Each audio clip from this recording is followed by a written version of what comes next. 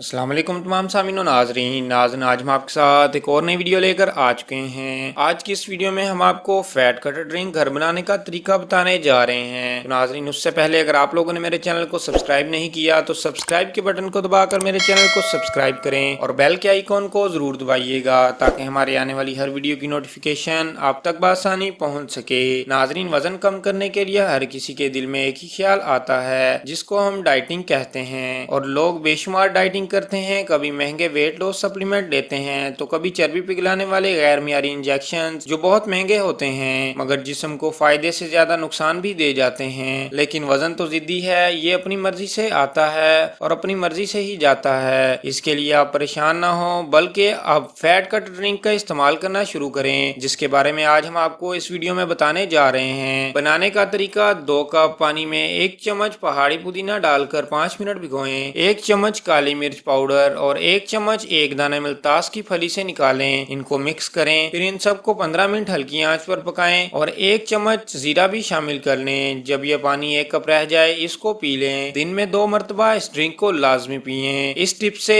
آپ کی پیٹ کی اضافی چربی اور جسم کا کولیسٹرول کنٹرول میں آ جائے گا اور کچھ ہی دنوں میں موٹاپا بھی آپ سے دور ہو جائے گا۔ تو ناظرین یہ تھی ہماری آج کی ایک چھوٹی سی ویڈیو۔ اگر آپ کو ہماری یہ ویڈیو پسند آئی ہے تو اس ویڈیو کو لائک کریں، اس کو شیئر کریں اور ہمارے چینل کو سبسکرائب کریں۔ ملتے ہیں نیکسٹ ویڈیو میں، تب تک کے لیے اللہ حافظ۔